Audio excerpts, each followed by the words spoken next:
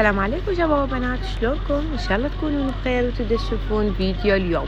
طبعا الفيديو اليوم حبيت ابدي المقدمة من هذا مكان الموقع اللي احنا طالعين فيه. تمام، فالاجواء كلش حلوة والفيديو راح كلش هواية يعجبكم.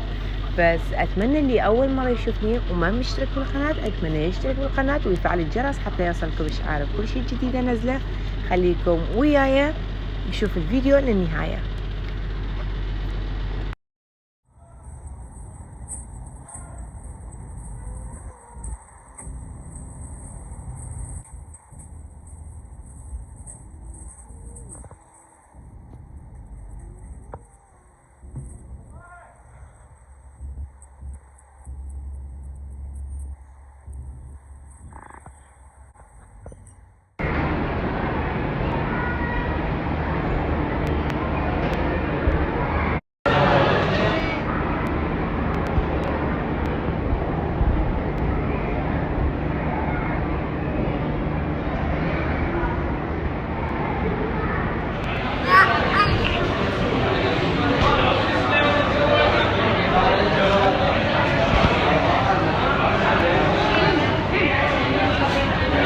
ورا ما سوقنا واكلنا وخلينا نقول حلينا كذلك، فقلنا خلينا نجيبهم للالعاب، لان بصراحه اني يعني جهالي اذا ما خاصه الكبير اذا ما ركبه لعبه او اوديه العاب ما يحس انهم هم طالعين اساسا. ومو بس ابني، لا واكيد الجهال كلهم، يعني احنا نفتر نتونس نشتري هاي كذلك هم ونستهم بالالعاب.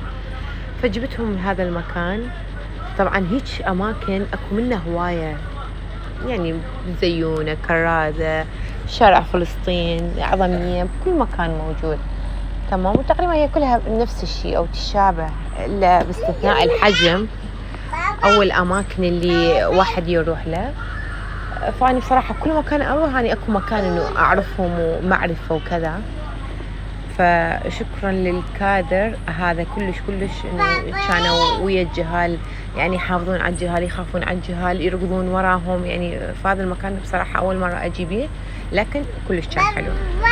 يعني اني بصراحة اشوف هيك اماكن كلش تفيد الامهات كلش هواية، لسبب ما انه الامهات تقدر تعوف الجهال هنا.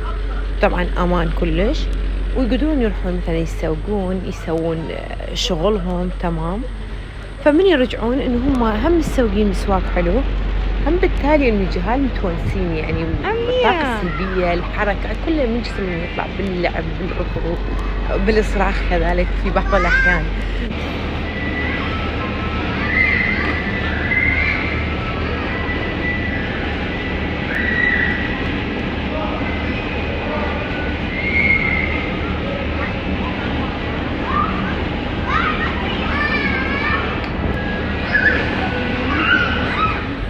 وهسه وصلنا لنهاية الفيديو. اتمنى عجبكم هذا الفلوج، بس لا تنسوني بلايك وشير وسبسكرايب وتفعيل الجرس حتى يوصلكم اشعار كل شيء جديد انزله.